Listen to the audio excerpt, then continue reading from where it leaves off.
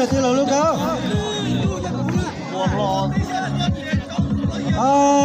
Nhà tư vàng đấy. Tôi cơ. Lại mi thằng nó bị nhập bùi. Ta phải nhớ của ta. Tặng cái y à nhỉ? Tỏ từ tặng cái o. Tặng cái y đó nó. Tặng cái y đó tặng cái hay.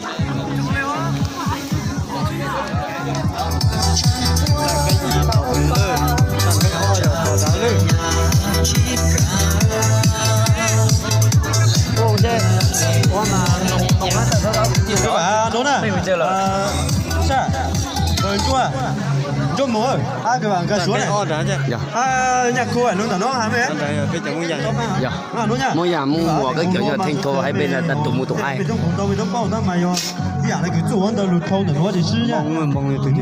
Mong giờ từ cái tự động mở cái kia từ nó sang bên. Ai ở đây cái chó này bé to đấy. Chim đông mỏ đó đấy. lo chơi gì phát tuổi tan tay á.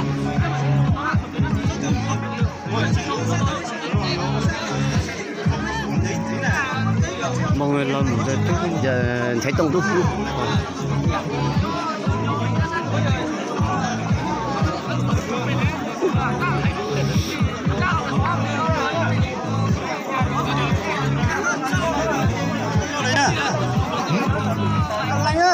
Lạnh lùng pin tăng cái gì đâu này ơi.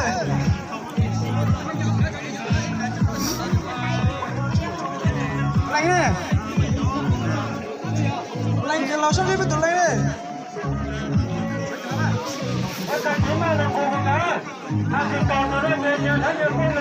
Dùng chiếc chén này. Dùng chiếc chén này. Đây tôi chỉ tổ mà. Lạnh cái lò sắp đi với tụi này. tặng cái o. Giờ tôi bây giờ nhiều người thằng lúc bây giờ tôi tới là chỉ mất có lẽ đó mày.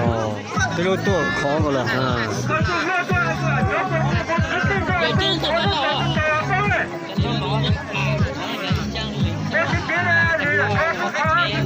Có lên nhá.要被老子照相一度。 Nhà trái nhà chó lù cao, nó nhiều li là nhà trái nhà chó lù cao.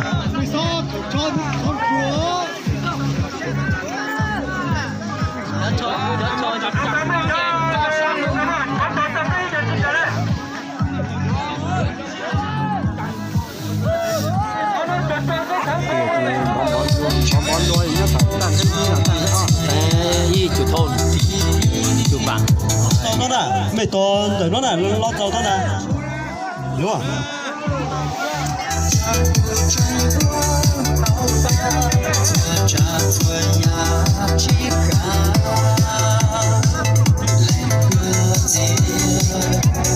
Là rồi, tôi phải tao này cái đồ. Mày cháu gần đã các con này mày cháu chụp phù mày chán nó tổn tê chứ, chán tổn tê cho mày phủ thế này.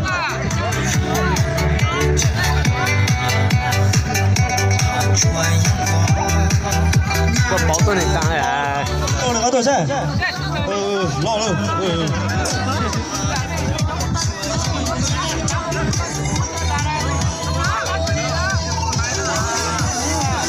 Tổng có cho được tuổi tăng này nữa. Nó nha, cho mấy to này, nó mấy chỉ lo cái là lang cũng tôi một lần nữa nhá, giờ buông cũng lo thấy cái đó giờ mấy chỉ cho luôn một lúc mấy chỉ lo lang tơ tụi nó lang tơ một lâu sáng tụi nó là tụi tiền lang tụi phẳng nhá, tụi sư nhá, tụi này nó tôi vậy nhá, chỉ lo cái là mấy tông lo thôi mấy chỉ lo giảm cái tôi được nó giờ ăn lang một sáng tụi mấy lang một sáng tụi mấy lấy, dù qua mà lo chỉ tính lang tụi nó nhá. Tao chỉ lo thôi, tao tung thôi, tụi mày à.走到，走到。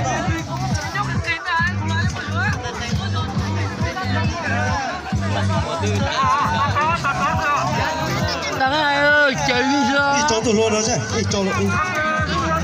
Thế mà. Mới chạy đi chưa? Nó nha, ô tô, cũng chỉ một vài chứ cái mà thằng tụi tụi nó, đó giờ lùi trâu thì nó chạy cũng không ý xuống nó chạy xuống từ cho nó thứ ai cho phụ lỡ đấy nhá. Nó lo đâu? Tao chống nhá. Chạy đi chưa? Chạy đi chưa? Chạy rồi. Hai ba. Chạy rồi, ta.